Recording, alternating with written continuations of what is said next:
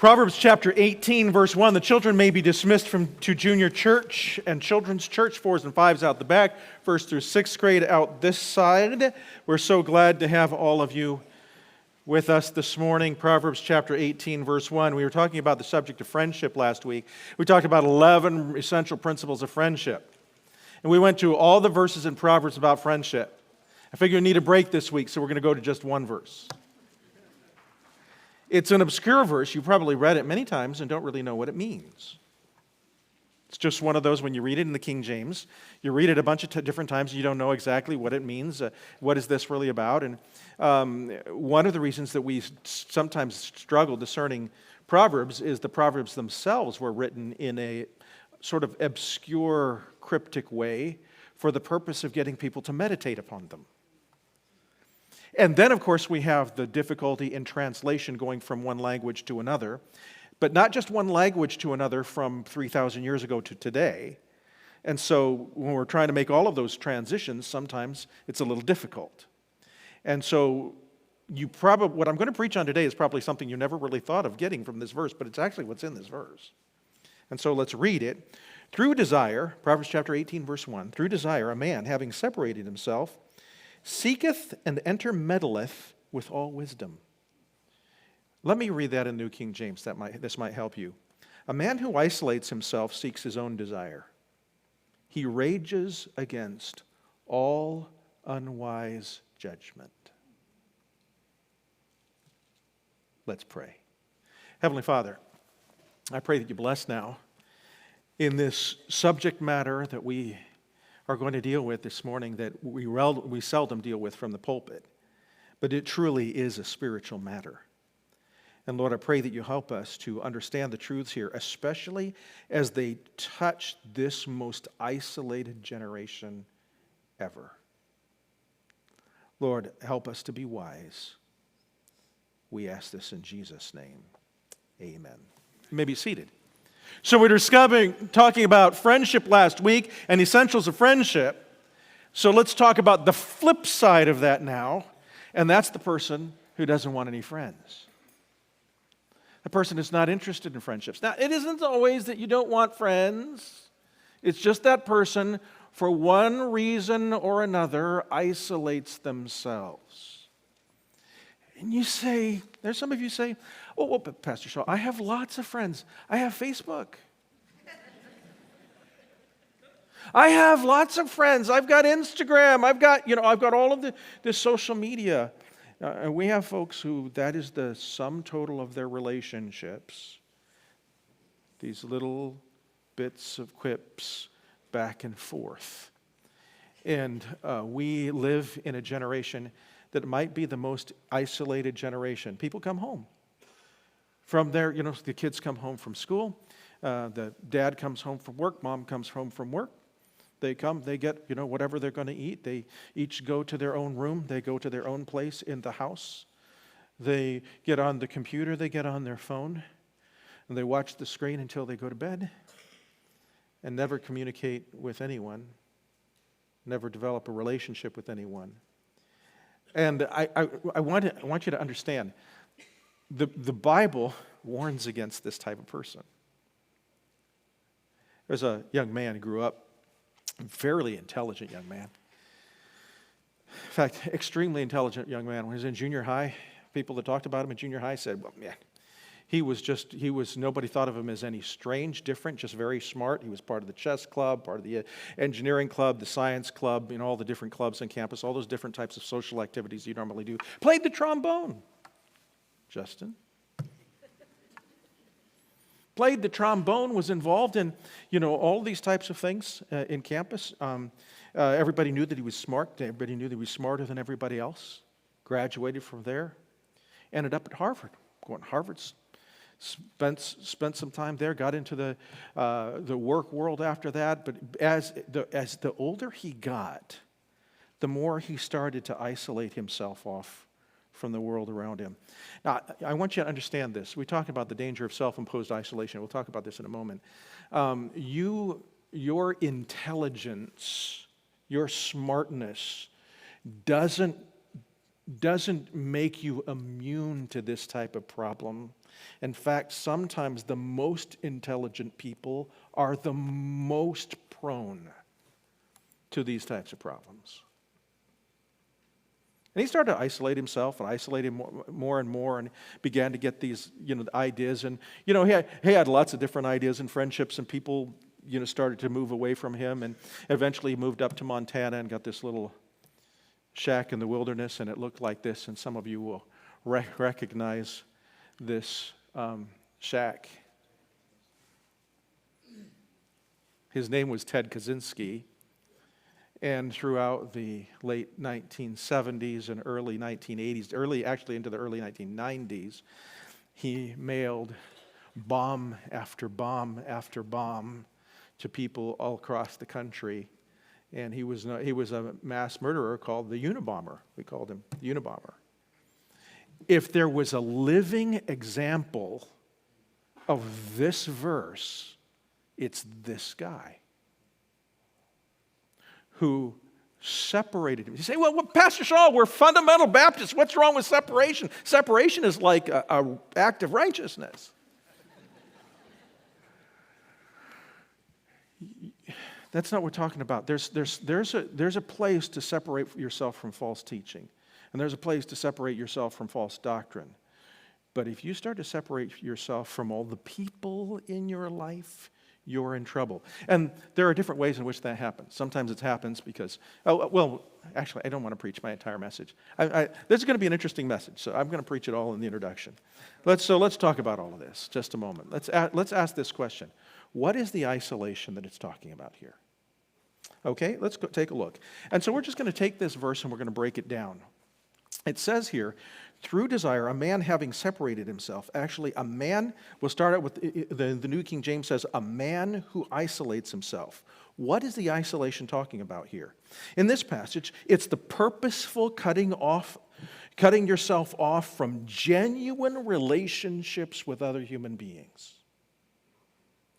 Now, how does that look? It is, by the way, so you're cutting yourself off from the discussion back and forth that you have with other people. The talking about things that are important. Now, a person can isolate themselves and still interact with people on a daily basis, but the interaction is very, very shallow. It's very thin. It's the hi, how are you? Say hello to somebody at the coffee shop or something like that, but it is a very shallow relationship. It's cutting yourself off from genuine relationships. It's usually cutting yourself off from relationships within your own family, from siblings, from parents, from children, from your spouse. You start to cut yourself off from those relationships. Now, why do people do that? Well, they do it for a lot of different reasons.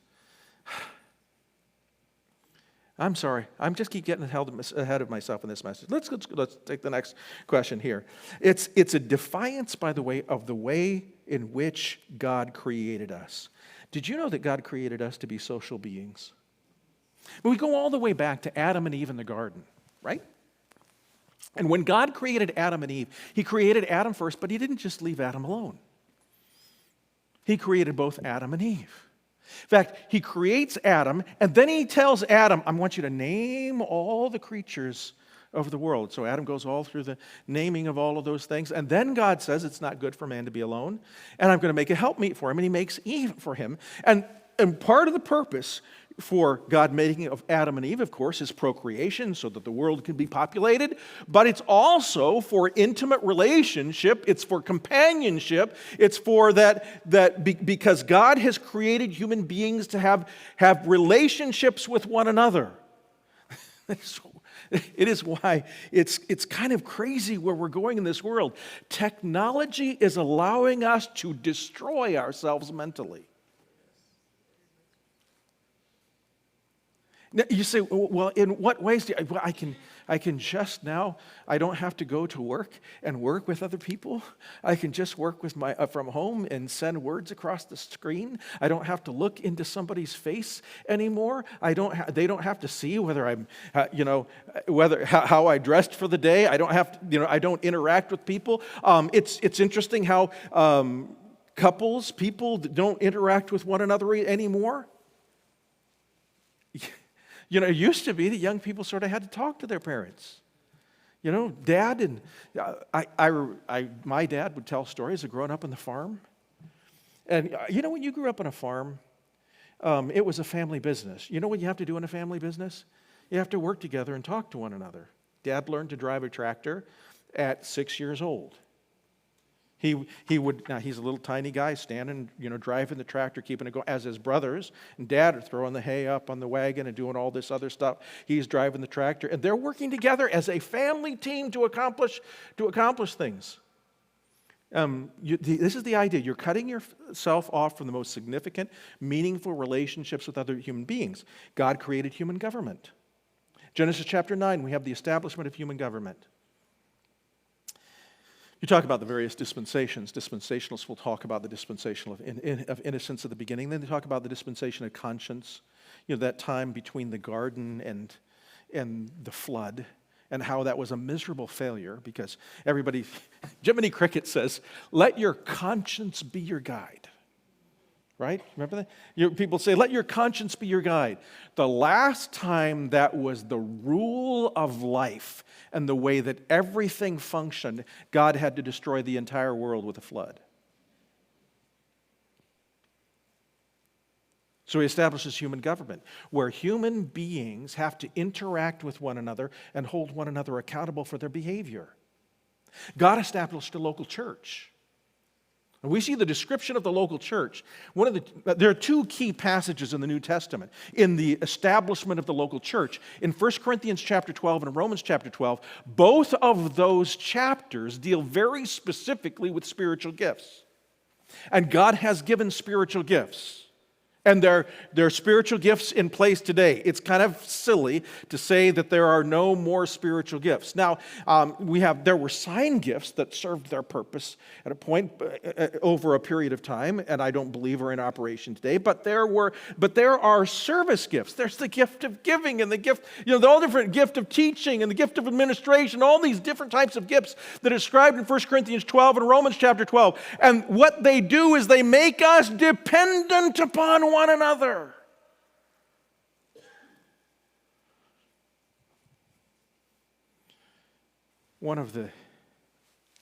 We're dependent upon one another in a church body, to be a family. We're dependent upon one another as a culture. One of the world's most renowned economists used to use the pencil illustration. He would take a pencil, just a regular number 2 pencil made with wood, and he would say, no one person could build this. And he described it. Somebody there's a certain kind of tree at a certain place in the country, has to be cut down. But if you're going to cut down that tree, you have to use a saw to cut it down, which took people to actually mine the metal out of the ground and form the metal. And it takes thousands of people to make a pencil.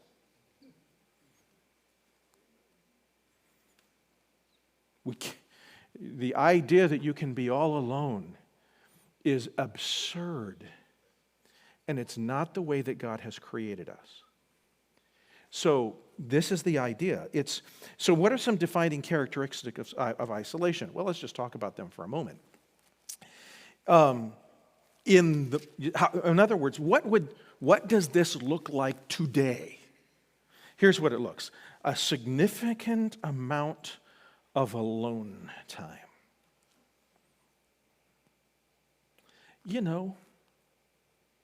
This is that person, I just want to be alone all the time. I'm going to go like the Ted Kaczynski. I'm going to move into the woods. I'm just going to be by myself all the time. I'm going to live in a house with my parents, but I'm going to go into the bedroom, close the door, and isolate myself in there all the time. People let their children do this. We'll get to this a little bit later in the message. Moms and dads, do not let your kids do that. You are damaging them spiritually and emotionally. It's an unwillingness to seek counsel on decisions. Every decision has to be your own decision. I'm not going to ask anybody. I'm not going to do anything. I'm just going to do what I think is right in my own eyes all the time without any counsel. I mean, even to the point of, because this is the person that begins to isolate themselves, they don't even bother to ask somebody, well, how does this look? There are a lot of people that don't ask anybody, how does this look? You can tell, just walk down the street.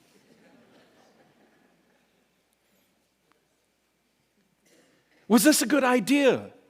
Should I go here? Should I do that?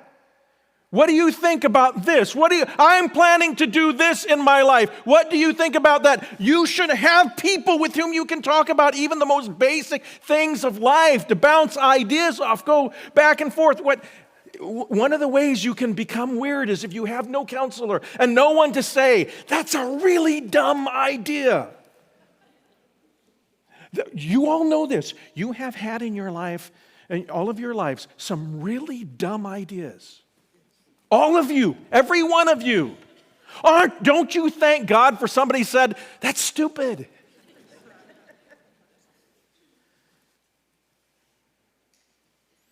Just somebody that can look at it from a different perspective.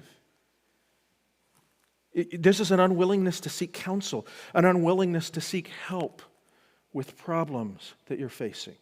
You're facing an addiction. You're facing depression. You're facing physical problems. All kinds of problems. Unwillingness to seek help with problems you're facing. An unwillingness to enter into dialogue with others in order to enrich them. Because what happens, you're thinking about yourself. And so you're not thinking about how can I help other people because you're isolated. So you're not really thinking about other people. An addiction in the modern era, an addiction to electronics, computers, especially social media. This is what isolation looks like today.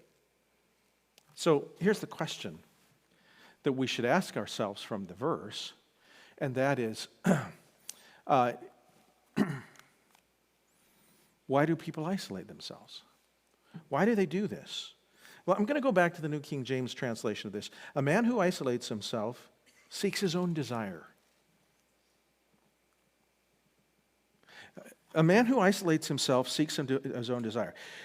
So the person is isolating themselves, seeks their own desire. They want exactly what they want.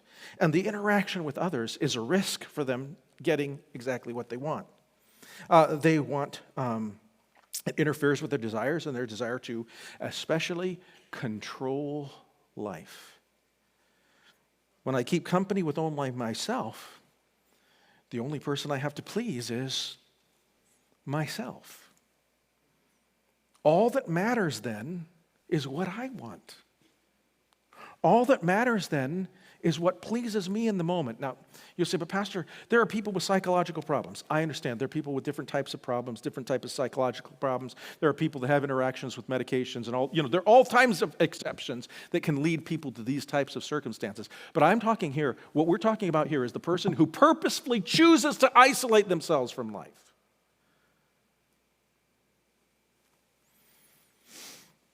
And we come to that place, you say, well, what I had, Pastor Shaw, was I had this bad experience. I had this bad dating experience, or I had this friend that was a really good friend and they rejected me, or I had this bad church experience, and I have decided what I am just going to do is I'm going to throw it all away, and I'm just going to be only me. Well, like I said, it's about control, isn't it? Do you know, having relationships with other people, good, meaningful, deep relationships with other people, means that you will have bad experiences every once in a while. And those bad experiences can be good for you.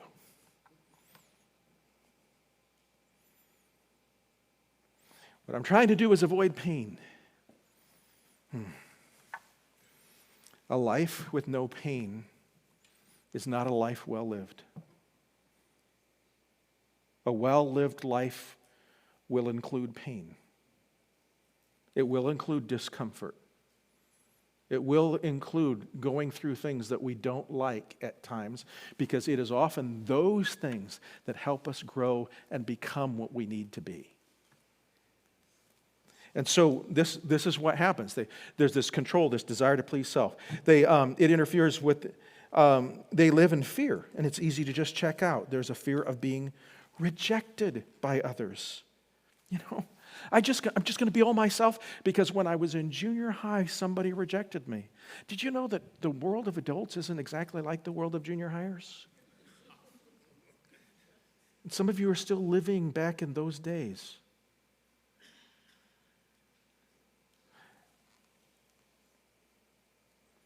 The fear of being rejected by others, especially after effort has been put into a relationship. But sometimes it's like, well, I put in a little bit of an effort, but you really didn't. Or I put in an effort, but you didn't actually get feedback on how best to respond to people or how to interact with people. And you say, but I'm socially awkward. Do you know how you get rid of social awkwardness? Practice.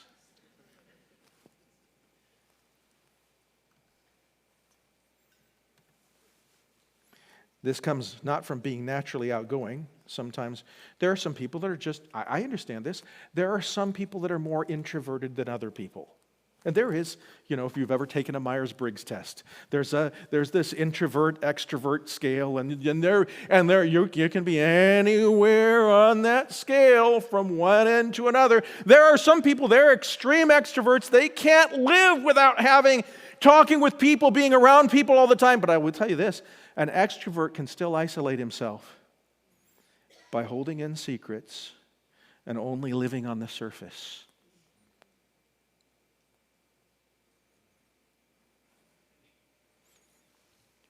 Say, I'm introverted. I'm just afraid. What are people thinking about me? I hate to tell you this. One of the problems with an introvert is that you're usually so deeply self-centered you don't realize that most people aren't even thinking about you.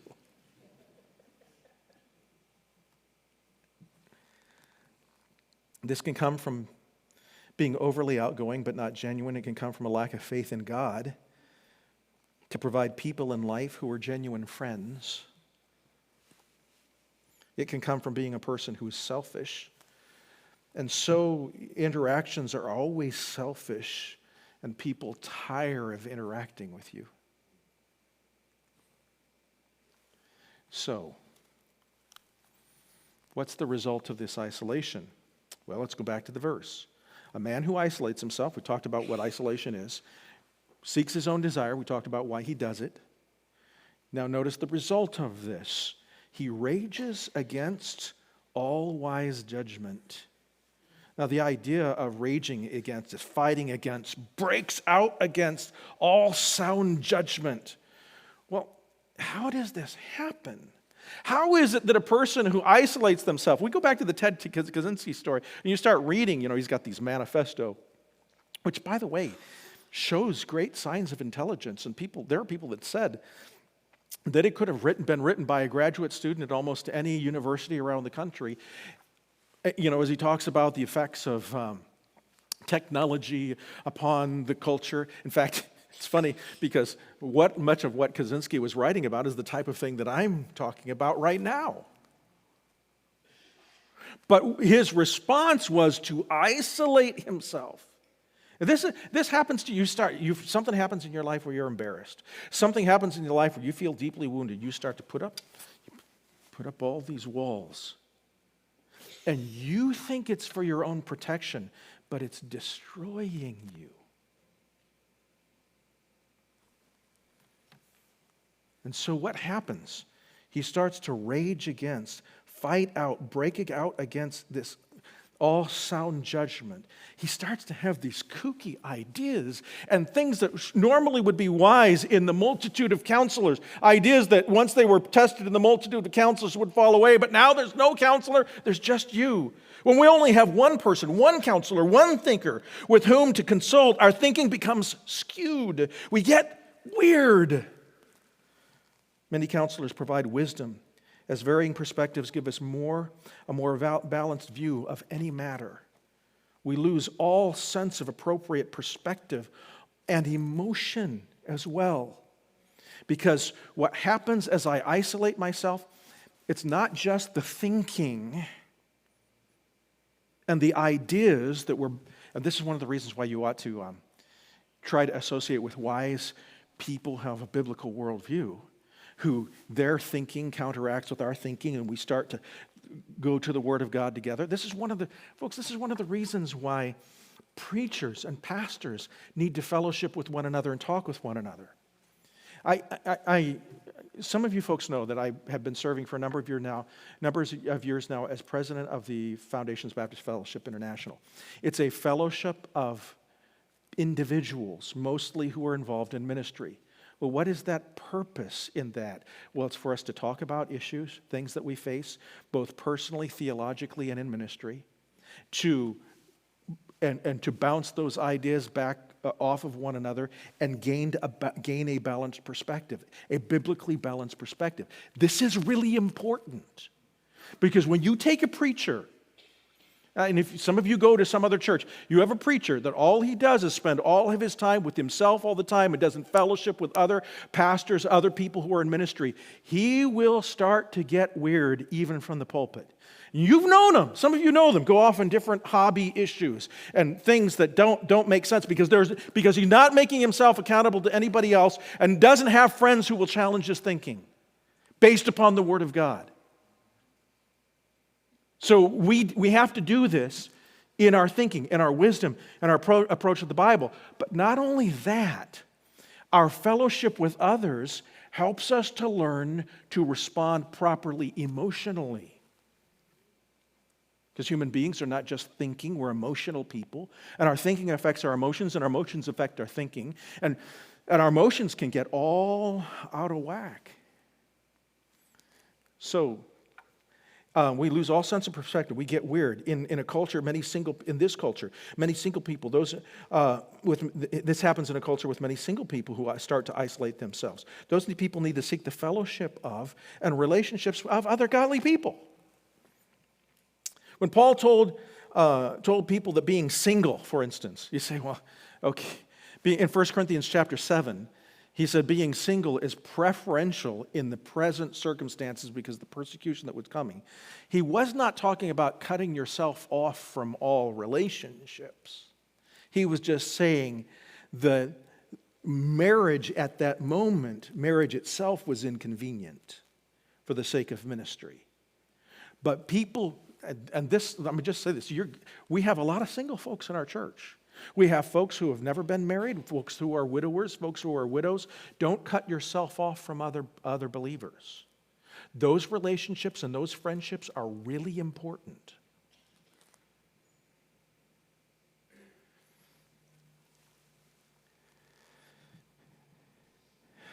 So how do we remedy this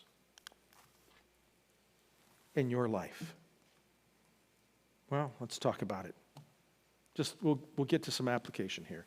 First of all, go out of your way to make friends. You say, well, I'm waiting for people to make friends with me. Don't go, oh man, be friendly. Make friends.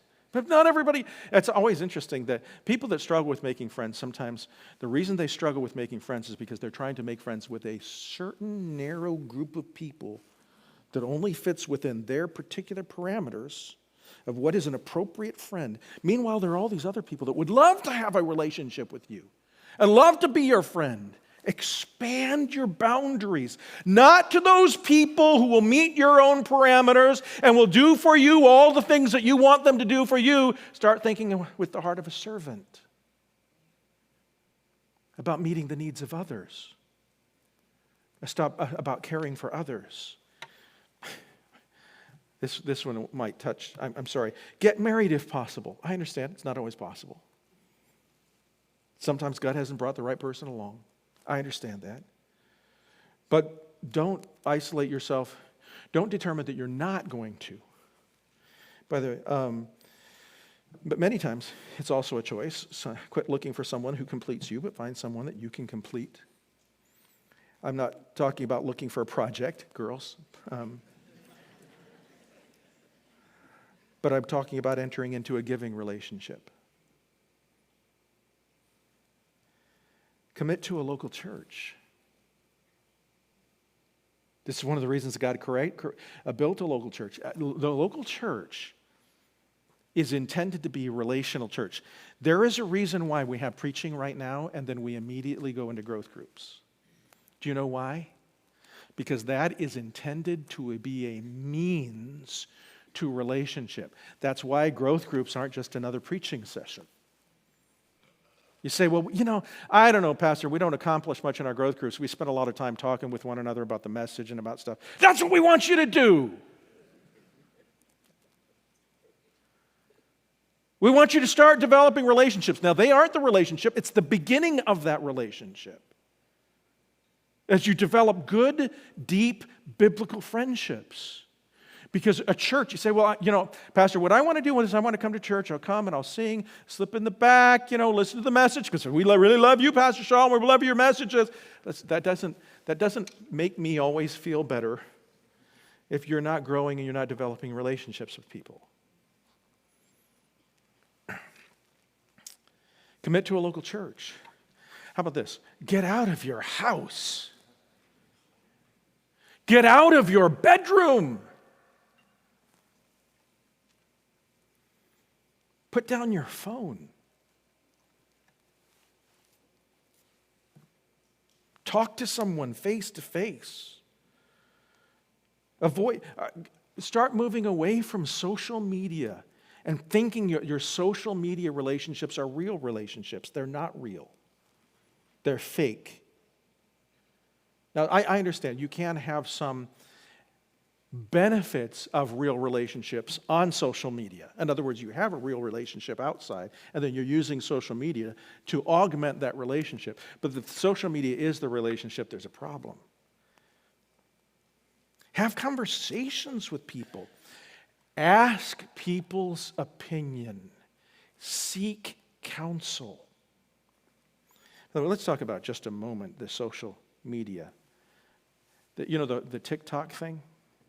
TikTok, and then they have the reels, they do it on YouTube too, where they have the real short things you flip through. Now, you understand that that's a form of isolating yourself because they're the algorithms. And here's what the algorithms do. Because it's intended to be addictive. So what they do is it notices what you look at and how long you look at it and gives you more and more of what you look at, especially the things that you look at longer. And so the more you watch it, the narrower and the narrower and the narrower the range of things that are shown to you until, what? You are isolated to only your very narrow little opinion and view on the world. That's isolating yourself. You see, isolating yourself can be addictive.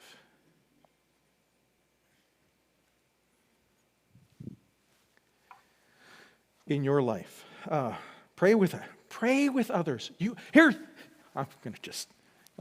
This is self-serving right now. I just want you to know. You want to avoid isolation? Come Wednesday night and pray with people. Come and share prayer requests and develop relationships with a group of people that you pray with on a weekly basis. And if you I'm going to really step on toes here, just so you know. If you don't regularly come and pray with people, and you can, shame on you. It's one of the most basic responsibilities of believers to pray with one another.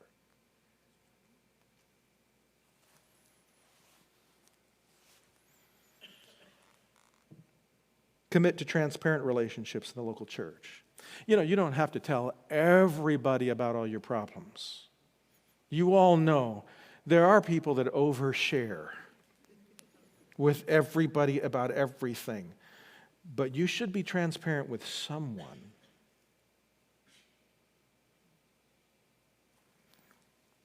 Now, in your own life with your spouse, spend time together with your spouse. Talk about other things than just the business of doing life together. This is what happens. And married couples, you understand this.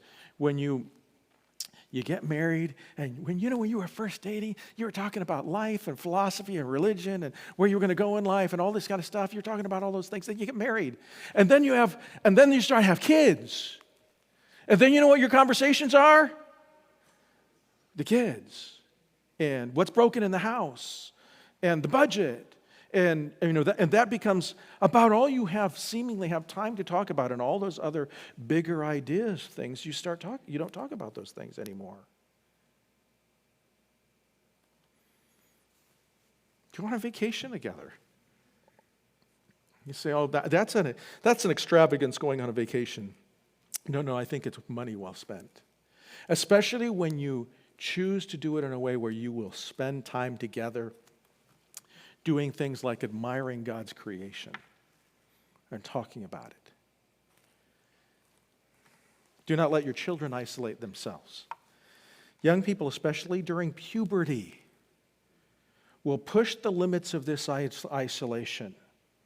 They'll start going through these times when their body hormones are changing, and they're emotional, and one moment they're happy and the other moment they're angry, and then they start, and you're wondering what happened to that wonderful little child that I knew. They're in 6th grade and they're great, and then there's something, and you know this. A lot of times it's like they started 7th grade as one person, and then you look at the difference in that 1 year. And you're wondering what's going on, and then they come home and they're angry, and they go in the room and they shut the door. And you start, instead of trying to help them during that time, what you start to do is you start to just feed that. Serve them their food in their room. Let them lay in their bed with their phone. Wake up with all their technology in bed with them. It's a fire hazard, folks. No, I don't know. And they start to, and then it starts to set a pattern for life. And next thing you know, they're 30 years old, living at your house in the bedroom and never coming out. Connect with them constantly. Intergenerational relationships are extremely important. Connecting with parents and grandparents, not just their peers. Teach the importance of loving others and service, and coming out of their room and going helping somebody and doing something for somebody and showing the love of Jesus Christ for others. Limit their alone time in their rooms. Can I just say that? Even for your adult children. I've been thinking about that. If you have adult children who, they're going to live in your house, maybe you should require that they go to church. You say, well, they're responsible, they're adults, and I don't want to dictate their lives. But are you aiding and abetting their mental and emotional destruction?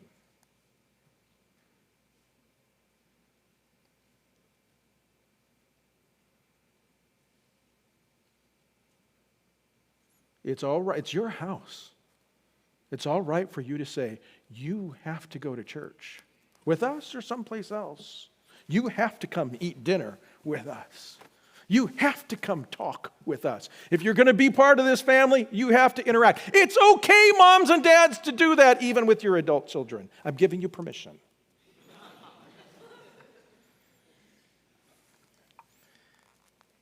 Read the Bible and pray together. Encourage godly friendships, good physical activity. Go on vacations with your children. Build memories. Spend fun time together. Lastly, don't abandon the family members who live alone. Don't abandon mom who lost dad, or a dad who lost a mom. Constantly include them in your family functions. Don't let the couples or family dynamic of different social engagements make people who are singles, widows, etc. feel like they're isolated. Do not allow yourself to feel that way. Did you believe All of this comes from this one verse. Build godly friendships by not isolating yourself. Because if you do, you'll damage yourself.